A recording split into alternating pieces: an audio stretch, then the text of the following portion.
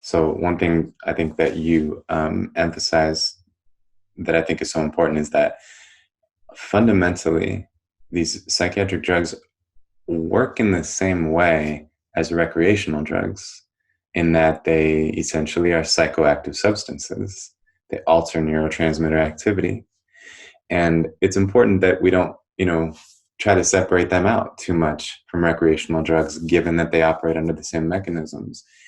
And whenever we observe people, let's say, who are drinking too much alcohol every day, what's clear to see is that they seem to avoid addressing core problems, whether those are maladaptive habits, repressed emotions, just circumstances that need to be addressed that are not being addressed, their responsibilities, etc.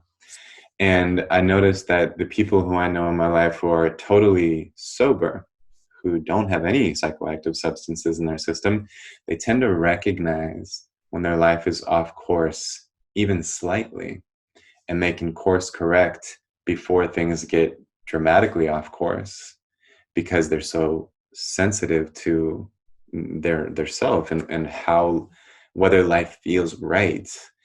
Whereas when people are sedated with alcohol or whatever drug, they don't course correct until it gets more extreme, until it's noticeable even to the most blunted perception. And then at that point, the thought of getting back on course is actually quite daunting, because you're so off course, which then kind of motivates the person to just drink even more. So it can really avalanche like that.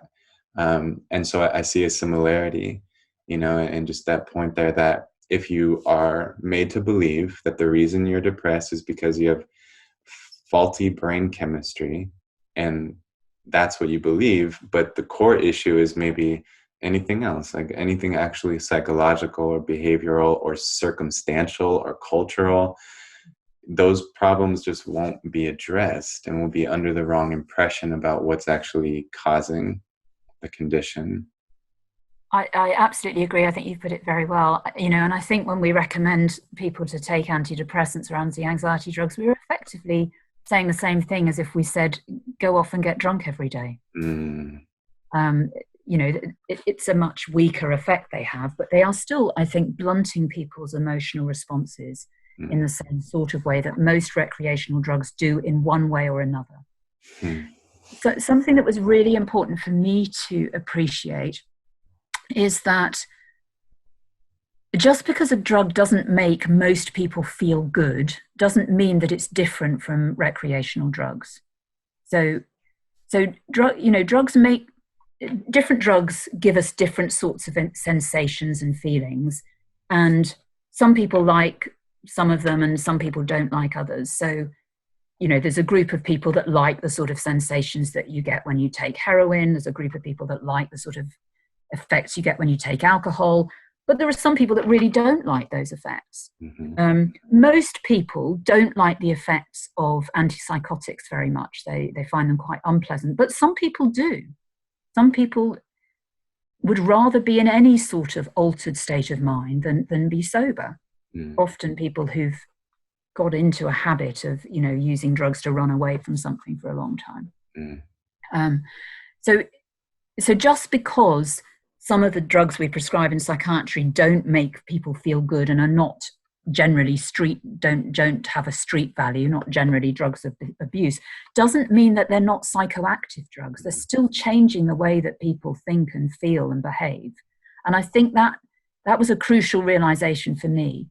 And the other thing that I think is really important to acknowledge, and this comes back to the withdrawal point, is that just because you don't get a very obvious sort of physical withdrawal syndrome like you get with opiates or alcohol, doesn't mean that there are not all sorts of physiological changes going on when you stop taking a drug. So addiction specialists often talk about amphetamines or stimulants not being physically addictive. Well, they're not physically addictive in the sense that if you stop them overnight, it's not dangerous. You won't have dangerous physical complications, but there will be a physical withdrawal syndrome. It will consist of your heart rate going very slow and this sort of compensatory slowing down after everything, after the stimulant effects have been sort of, stimulating your cardiovascular system and your neurological system. So I think it's important to recognize that all drugs have withdrawal syndromes of one sort or another. Yes. Just because they're not obvious, there aren't obvious dangerous physical symptoms doesn't mean there's not physical withdrawal going on. And also that drugs can have psychoactive effects, mind-changing and brain-changing effects without being appealing in any way, without generally being liked, although the effects of drugs that people like and don't like vary enormously. I think that's an important thing to say. Right. That's a great point. Yeah, it's like anytime you alter brain function, there will be compensations given the principle of homeostasis.